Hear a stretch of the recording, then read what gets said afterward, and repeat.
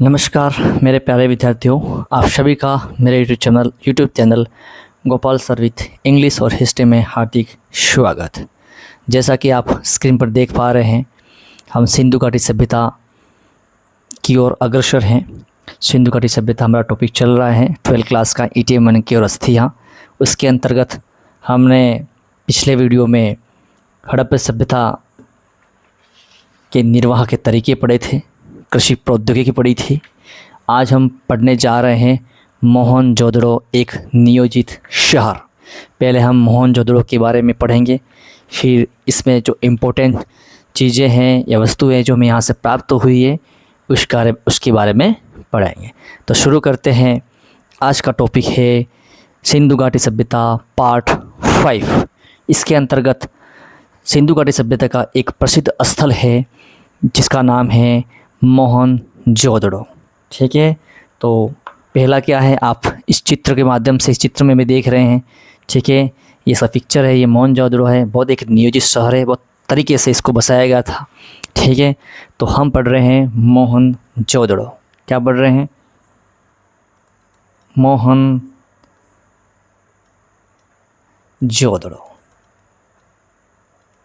ठीक है, मोहनजोदड़ो। ठीक है, यस।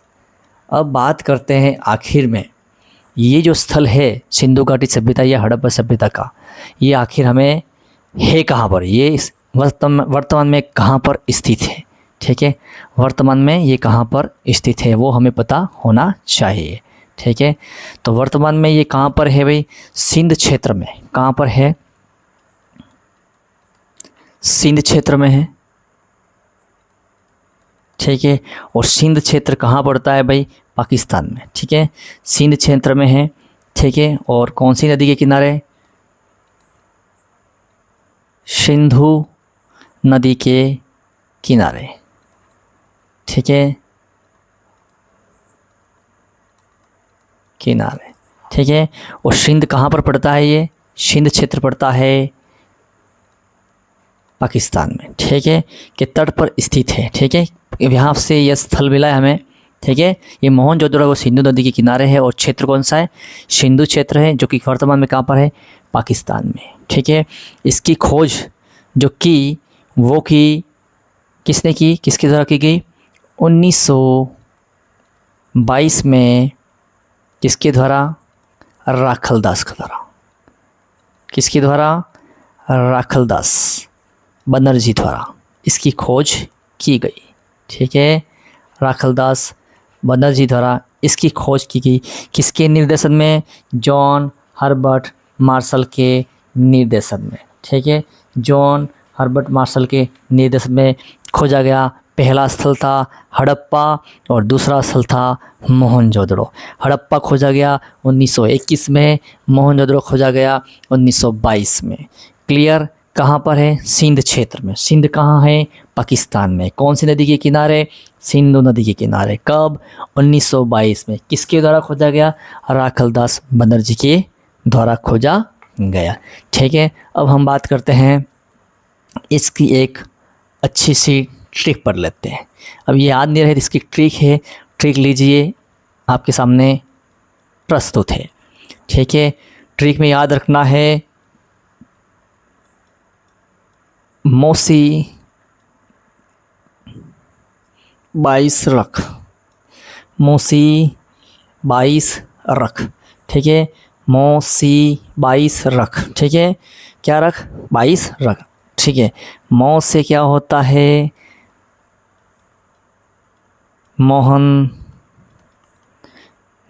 या मोहनजोदड़ो एक ही बात है। ठीक है, सी से बनता है सिंध क्षेत्र, और सिंध क्षेत्र कहाँ पड़ता है?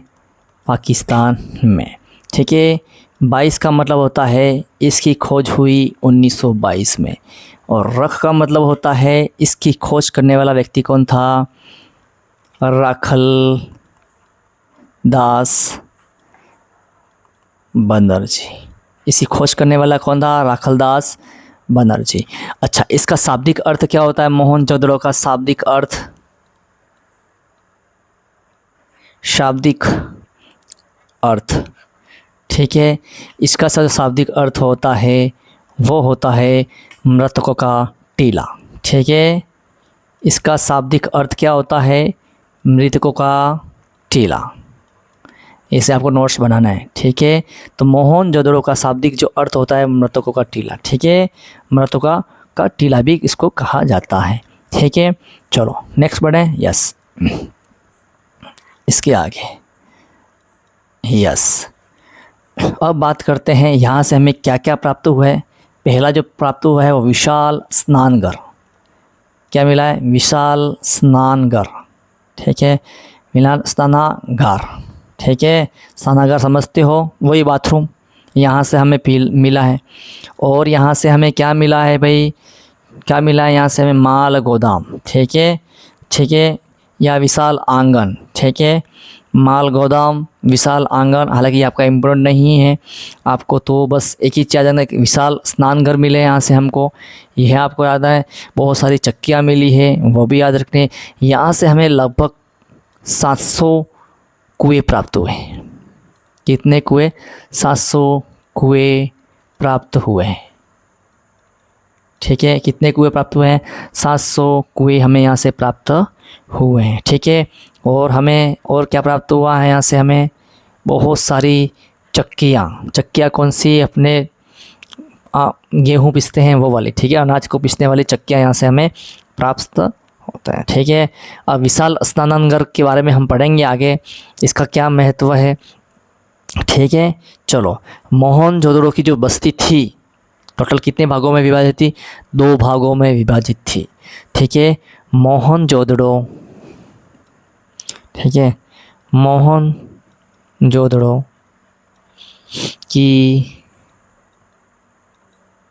जो बस्ती थी वो 2 भागों में विभाजित थी। ठीक है, क्या थी? 2 भागों में विभाजित थी। ये जी छोटा है, छोटा कर लेना। ठीक है, 2 भागों में विभाजित थी। अब उसके बारे में आगे पढ़ेंगे कि किस प्रकार विभाजित थी और किस प्रकार नहीं थी।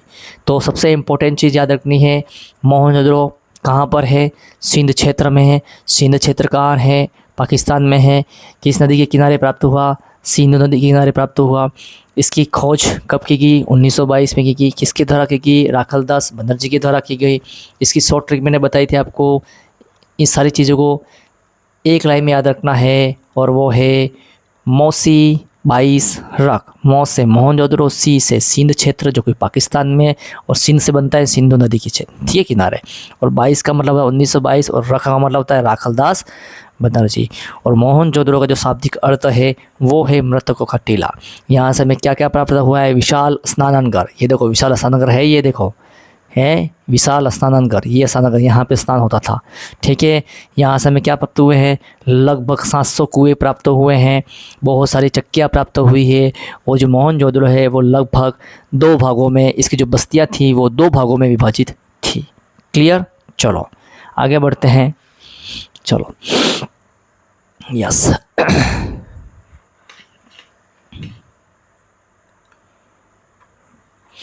यस,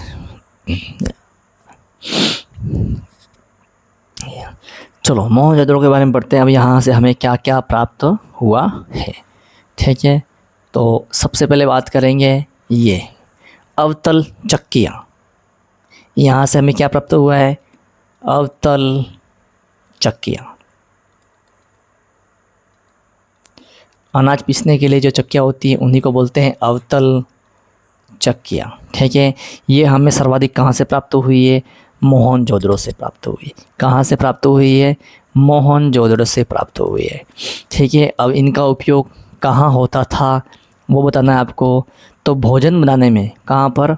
मैं जैसे लिख रहा हूँ वैसे आप नोट्स बनाते जाएं। भोजन बनाने में, भोजन, ठीक है, बनाने में, और अनाज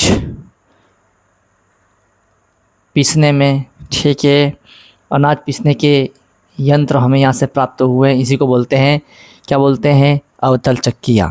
ठीक है, यस।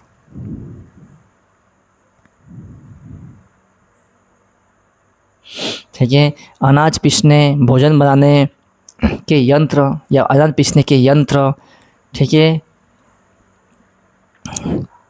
उन्हें आपस में मिलाने, उन्हें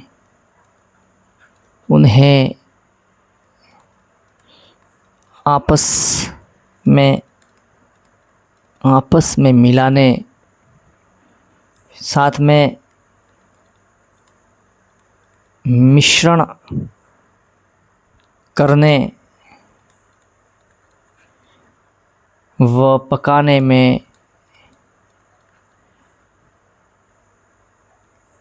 के लिए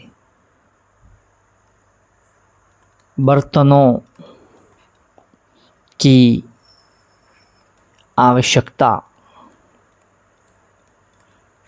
की आवश्यकता थी, ठीक है।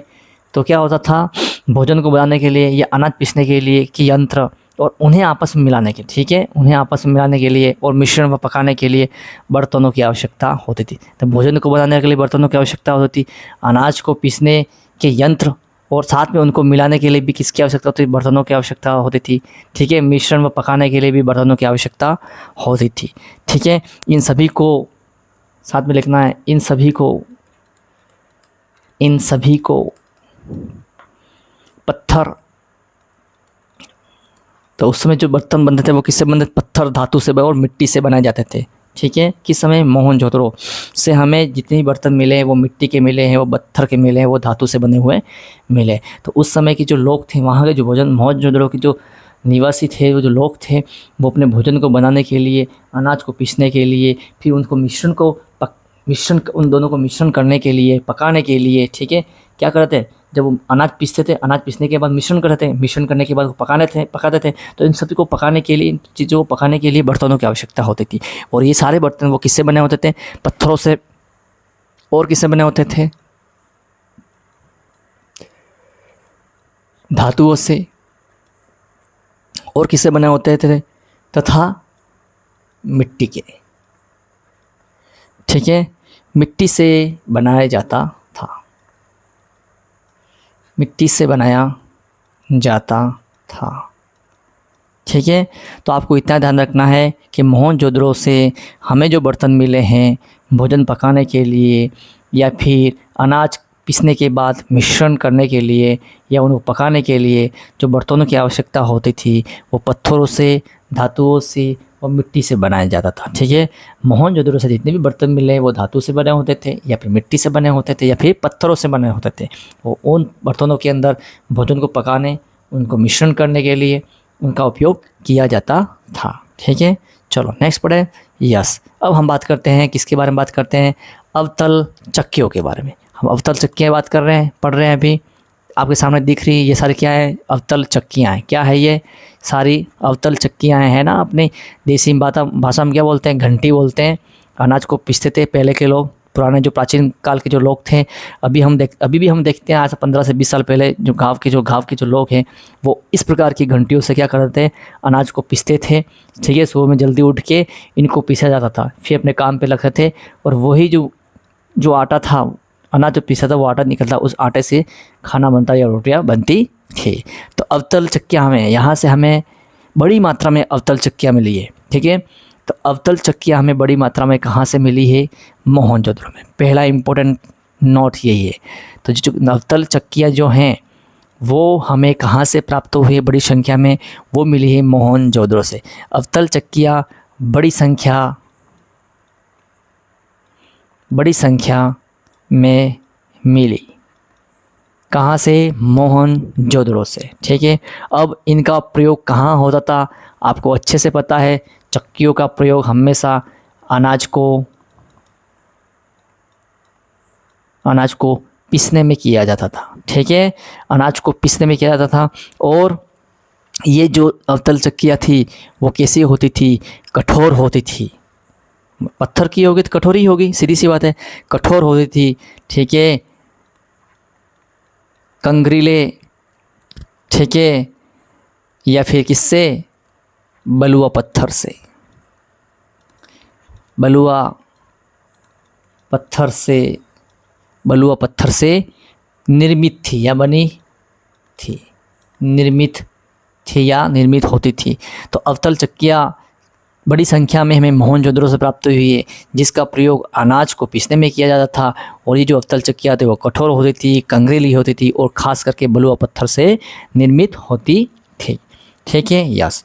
आगे बढ़ें, यस। अब ये जो अवतल चक्कियाँ है वो मुख्यतः कितने प्रकार की थी? 2 प्रकार की थी। कितने प्रकार की थी? 2 प्रकार की। ठीक है, ये प्रमुखतः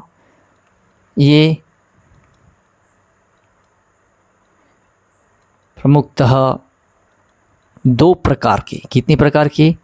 2 प्रकार की होती थी। ठीक है, 2 प्रकार की होती थी, या वहाँ से हमें 2 प्रकार की चक्कियाँ प्राप्त हुई है। अब कौन कौन सी चक्कियाँ प्राप्त हुई है वो हम आगे वाले स्लाइड में पढ़ते हैं। ठीक है, एक जो प्रकार की थी वो थी जिन पर, ठीक है, जिन पर, जो फर्स्ट प्रकार की थी वो थी जिन पर एक दूसरा छोटा पत्थर, दूसरा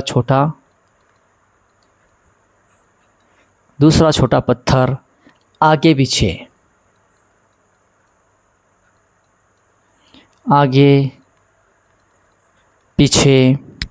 चलाया जाता था।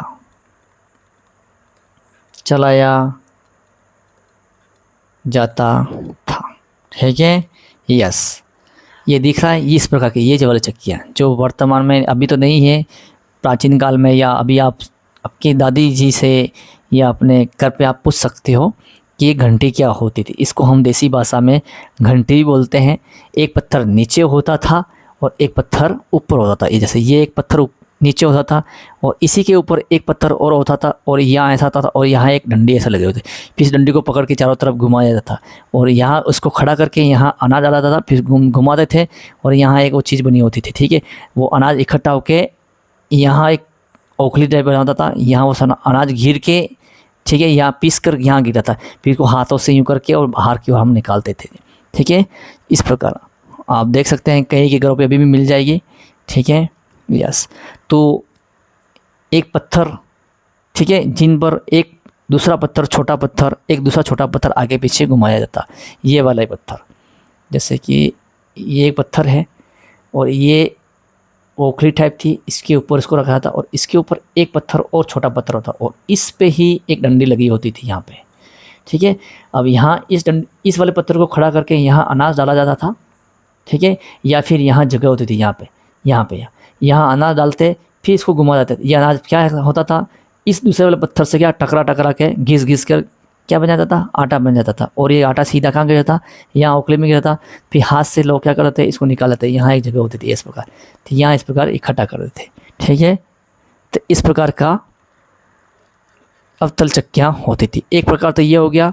ठीक है, एक बड़ा पत्थर होता, उस पर छोटा पत्थर होता और उसको आगे पीछे घुमाया चला जाता, मतलब गोल गोल घुमाया जाता था, तो वो अनाज पीस कर आटे के रूप में आता था और उसको इकट्ठा कर लिया जाता। एक प्रकार तो ये होता है। और दूसरा प्रकार जो है वो है बहुत इम्पोर्टेंट है। ठीक है, दूसरी वे अवतल चक्कियाँ होती थी, दूसरी वे अवतल चक्कियाँ होती थी जिनका प्रयोग केवल किसमें, शालन, ठीक है, या तरी बनाने के लिए, ठीक है, तरी बनाने के लिए, ठीक है, तरी बनाने के लिए, मतलब ऐसी दवाइयाँ बनाने के लिए नहीं, सालन या तरी बनाने के, ऐसे दवाइयाँ बनाने के लिए जड़ी बूटियों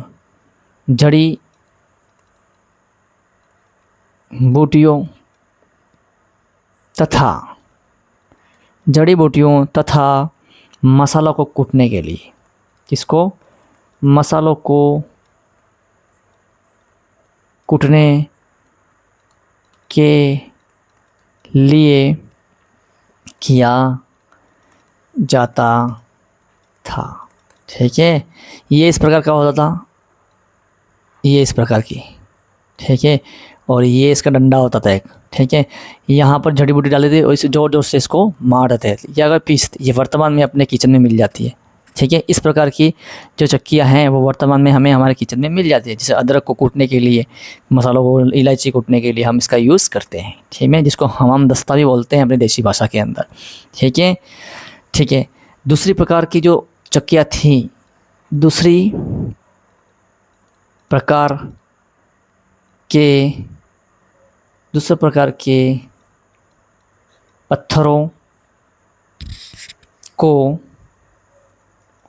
इसमें जो पत्थर का यूज़ होता था, ठीक है, उसको क्या, किस नाम से जाना जाता है? सालन पत्थर। क्या नाम है? सालन पत्थर। ठीक है, नाम दिया गया, नाम दिया गया।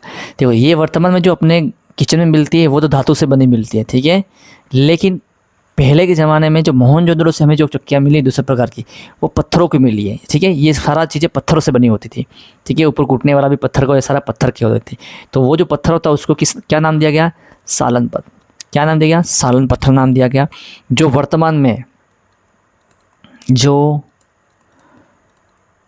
वर्तमान में हमारे किचन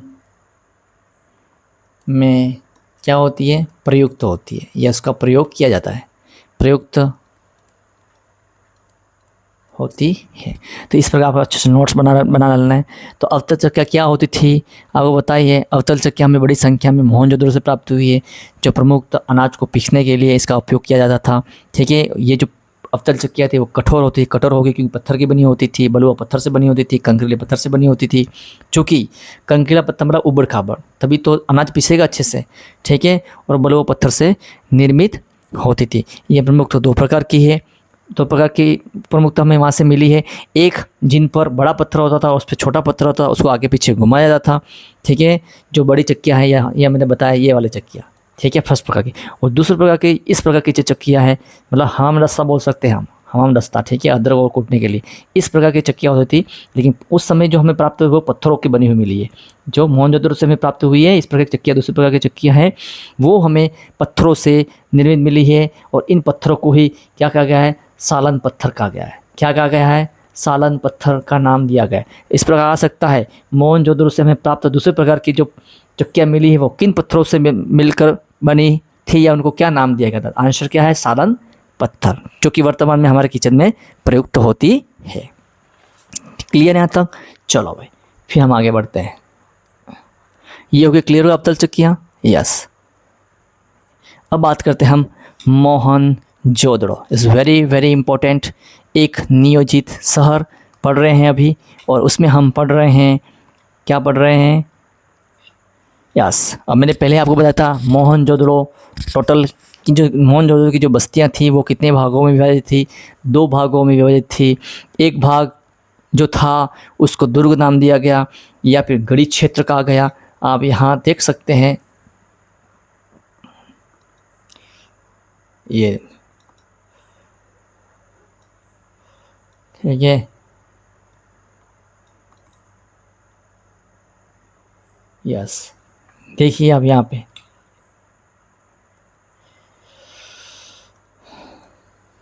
यस, 2 क्षेत्र हैं।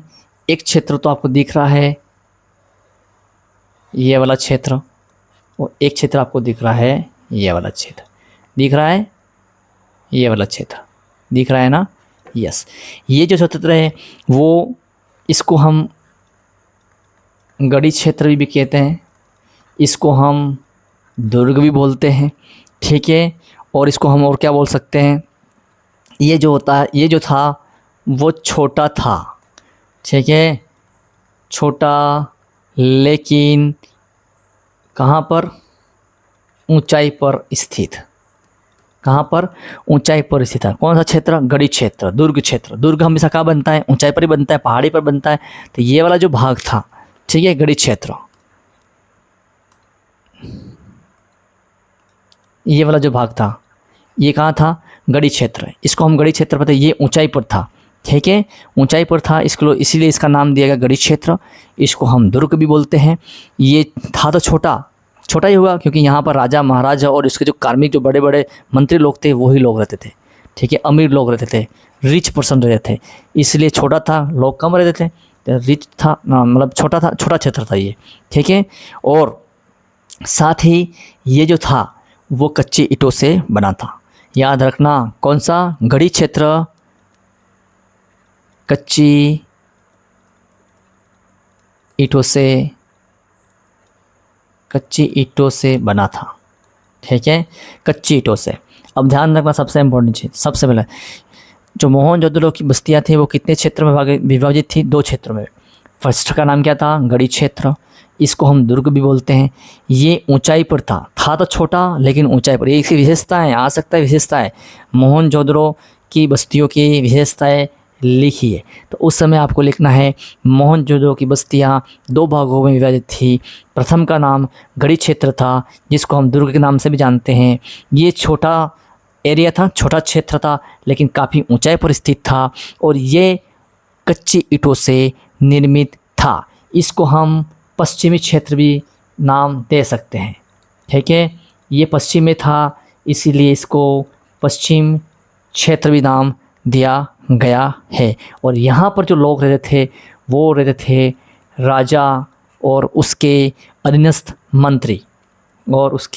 मंत्री, कहाँ पर, गढ़ी क्षेत्र के अंदर राजा का निवास था और मंत्री लोग रहते, बड़े लोग रहते थे, ठीक है। और आपको एक दिख रहा है, ठीक है, दूसरा ये चबूतरे पर निर्माण था। क्या था, चारों तरफ उसके क्या बना था, देखो ये चबूतरा दिख रहा है आपको, यस, ये दिख रहा है चबूतरा, ये सारा चबूतरा है। तो ये चबूतरे पर निर्मित था, कौन सा, बड़ा गढ़ी क्षेत्र, चबूतरे पर निर्मित, ठीक है। आपको लिखना है गढ़ी क्षेत्र के बारे में विशेषता। देखो, दुर्ग ऊंचे चबूतरे पर निर्मित थे, ठीक है। ये क्या थे, सार्वजनिक भवन एवं धार्मिक स्थल थे, ठीक है। ये याद नहीं रखना, आपने याद रखना, सबसे इम्पोर्टेंट क्या रखना है, सबसे इम्पोर्टेंट आपको याद रखना है,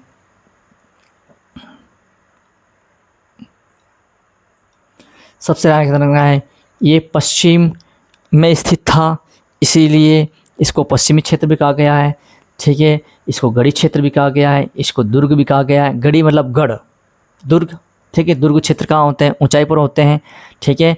थे छोटे लेकिन ऊंचाई पर स्थित थे।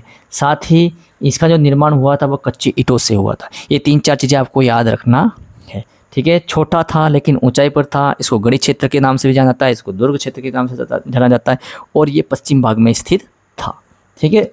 यहाँ पर राजा और मंत्री लोग रहा करते थे, ठीक है, राजा और मंत्री लोग रहा करते थे। और ये चबूतरे पर निर्मित था। जो गढ़ी क्षेत्र था वो किस पे निर्मित था, चबूतरे, चारों ओर इसका चबूतरा था, ठीक है, क्लियर।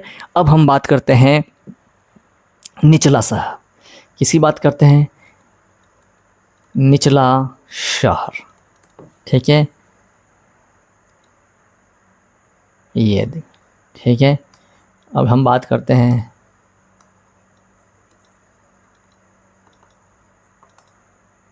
निचला शहर, दिख रहा है आपको, ये आपको निचला शहर दिख रहा होगा, ठीक है।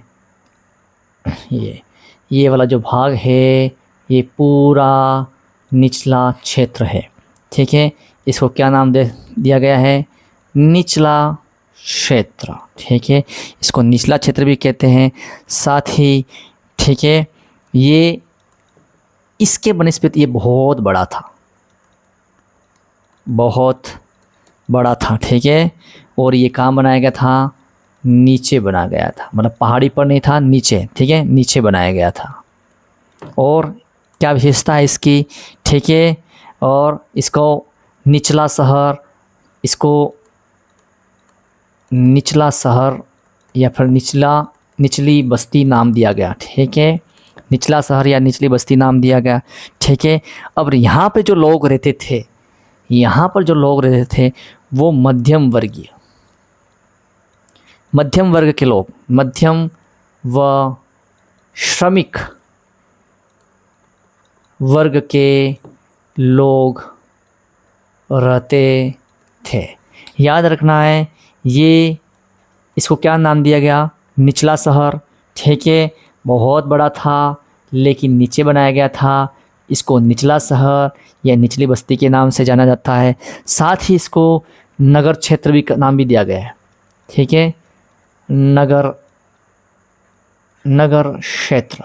ठीक है, नगर क्षेत्र, क्योंकि आम जनता यहाँ पे रहती थी। कौन रहता, आम जनता, मध्यम परिवार के लोग रहते थे, या श्रमिक वर्ग यहाँ रहा करता था। सबसे इम्पोर्टेंट तो हमने क्या पढ़ा, हमने मोहनजोदड़ो की बस्तियों के बारे में पढ़ा, जो कि 2 भागों में विभाजित थी। प्रथम गढ़ी क्षेत्र, जिसको हम दुर्ग क्षेत्र भी कहते हैं। ठीक है, छोटा था लेकिन ऊंचाई पर था। यहाँ पर राजा और मंत्री लोग, जो बड़े लोग थे, वो रहा करते थे। ये पश्चिम भाग में था, ये कच्चे ईंटों से बना था। ठीक है, और इसको गढ़ी क्षेत्र भी कहा गया है। यहाँ राजा, अधीनस्थ मंत्री का निवास स्थान था और ये चबूतरे पर निर्मित था। दूसरा निचला शहर, जिसको निचला शहर या निचली बस्ती भी कहा गया है, या फिर इसको नगर क्षेत्र भी कहा गया है। यहाँ पर मध्यम वर्ग या श्रमिक वर्ग के लोग भी रहा करते थे। क्लियर, हमने अभी क्या पढ़ लिया, मोहनजोदड़ो की बस्तियाँ 2 भागों में थी। कौन कौन सी विभाजित थी वो हमने पढ़ा। ठीक है, अब मैं कुछ लिखवाना चाहूँगा नेक्स्ट पेज पे, आप लिखिए। यस तो हम लिखेंगे यहाँ पे, क्या लिखोगे आप, यस, मोहनजोदड़ो एक नियोजित शहर। तो इसके अंदर आप लिखिए, यस, मोहनजोदड़ो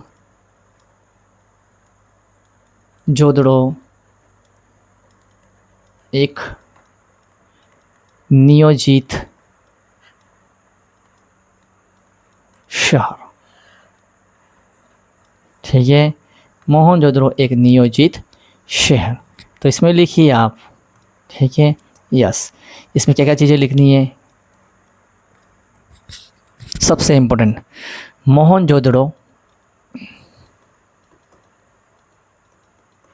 मोहनजोदड़ो सबसे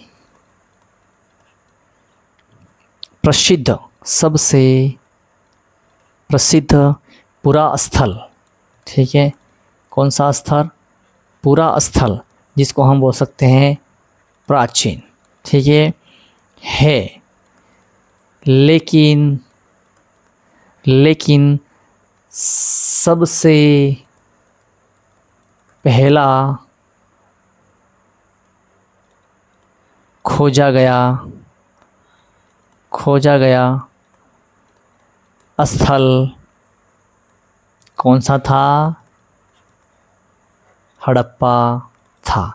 ये प्राचीन तो था, बहुत प्राचीन था, सबसे प्राचीन तो मोहनजोदड़ो था, लेकिन खोजा गया पहला स्थल कौन था, हड़प्पा। किसके निर्देशन में, जॉन हर्बर्ट मार्शल के निर्देशन में। ठीक है, यस, नेक्स्ट।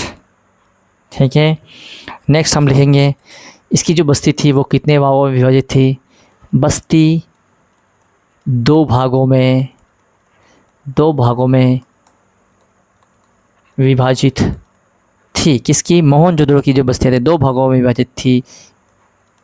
एक थी, कौन सी थी, एक बस्ती जो था वो छोटा या छोटी लेकिन ऊंचाई पर।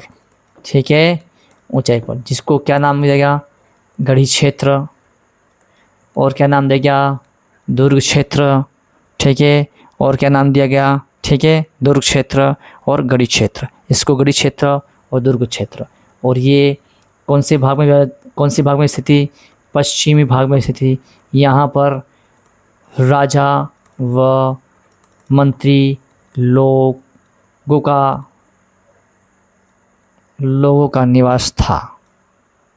ठीक है, यस, राजा व मंत्री लोगों का निवास स्थल, लोगों का निवास स्थल। ठीक है, और हम क्या लिख सकते हैं, ये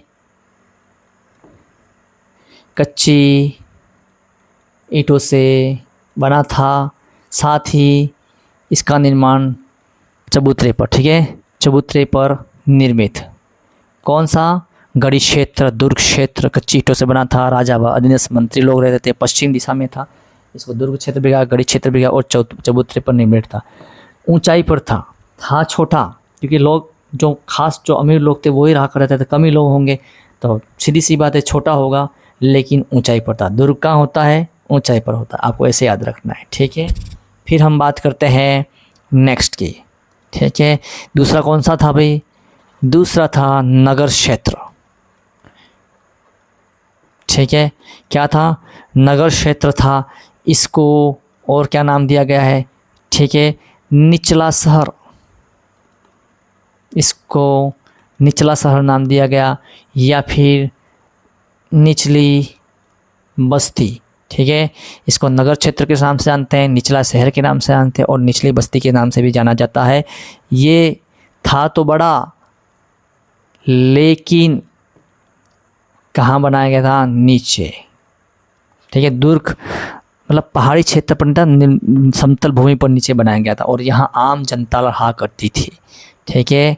और यहाँ पर कौन रहता था? मध्यम वर्ग व श्रमिक वर्ग रहा करता था, ठीक है। इसको नगर क्षेत्र भी कहा गया है, निचला क्षेत्र भी कहा गया है, निचली बस्ती भी कहा गया है। ये बड़ा तो था, लेकिन नीचे बनाया गया था।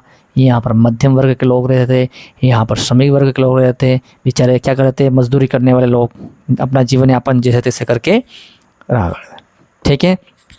अब मोहनजोदड़ो से हमें जो ईंटें प्राप्त हुई है, बहुत इम्पोर्टेंट, लिखवाने जा रहा हूँ लास्ट पॉइंट, ठीक है। फिर आगे हम पढ़ेंगे नेक्स्ट में, ठीक है। यस, लिख दीजिए, ठीक है। यहाँ से हमें जो ईंटें मिली है, ठीक है, जो ईंटें उपयोग में ली गई है, ठीक है, उपयोग में ली गई है। कहाँ से? मोहनजोदड़ो में जो ईंटें उपयोग में ली गई है, जिनका जो अनुपात था, मतलब साइज़, किसका? ईंटों का जो साइज़ था वो था 4:2:1। क्या था?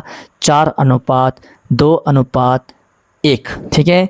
सभी इस प्रकार की ईंटें सभी हड़प्पा बस्तियों में प्रयोग में लाई गई थी, ठीक है। इस प्रकार की ईंटें, किस प्रकार की ईंटें? ये जो इस अनुपात में जो ईंटें मिली है, लगभग हड़प्पा सभ्यता के जितने भी स्थल हैं वहाँ से हमें इस प्रकार की ईंटें प्राप्त हुई है। मोहनजोदड़ो से भी प्राप्त हुई है और दूसरे स्थलों से प्राप्त हुई है, जिनकी जो अनुपात था वो निश्चित था।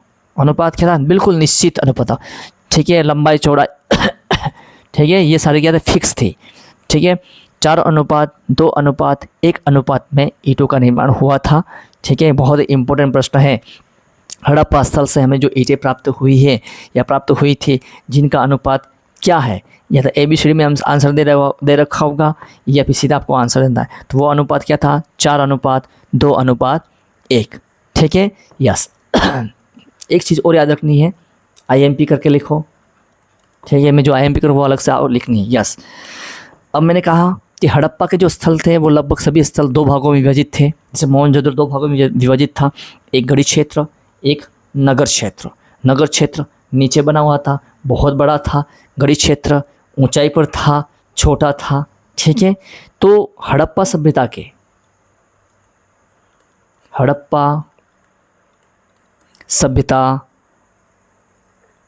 के सभी नगर, हड़प्पा सभ्यता के सभी नगर कितने भागों में थे? 2 भागों में विभाजित थे, ठीक है। कितने भागों में? याद आ सकता है, परीक्षा में प्रश्न इस प्रकार आ सकता है, हड़प्पा सभ्यता के जो नगर थे, जो स्थल थे, वो कितने भागों में विभाजित थे? तो आपका आंसर क्या होगा? 2 भागों में विभाजित थे। लेकिन अपवाद, एक्सेप्शन, अपवाद, 2 क्षेत्र ऐसे थे जो 3 भागों में विभाजित थे, और वो था धोलावीरा और दूसरा था राखी गढ़ी। ये दोनों थे वो 3 भागों में विभाजित थे। कितने भागों में थे? 3 भागों में विभाजित थे। अब इसको कैसे याद रखना है? एक ट्रिक बना लो, ठीक है। क्या बनाओगे? धोरा, क्या रखना है? धोरा, ठीक है। धोरा क्या रखना है? धोरा 3, धोरा 3 क्या रखना है? धोरा 3, धोरा 3। धो से धोलावीरा, रा से राखेगढ़ी और 3 से होता है 3 भागों में विभाजित था, ठीक है। ये दोनों क्षेत्र थे वो 3 भागों में विभाजित थे। और इसके अलावा जितने भी क्षेत्र, जितने भी स्थल थे हड़प्पा सभ्यता के, वो 2 भागों में विभाजित थे। तो आज हमने पढ़ा मोहनजोदड़ो और साथ ही में मोहनजोदड़ो से हमें जो अवतल चक्कियाँ प्राप्त हुई उसके बारे में पढ़ा। और मोहनजोदड़ो एक नियोजित शहरी केंद्र था। बहुत इम्पोर्टेंट प्रश्न है, परीक्षा में प्रश्न आ सकता है कि मोहनजोदड़ो एक नियोजित शहरी केंद्र था। आप इससे क्या समझते हैं या इसके बारे में टिप्पणी लिखिए। तो मैंने आपको बताया है मोहनजोदड़ो सबसे प्रसिद्ध पुरा स्थल अथवा प्राचीन स्थल था, लेकिन सबसे पहले खोजा गया स्थल हड़प्पा था। यह 2 भागों में विभाजित था।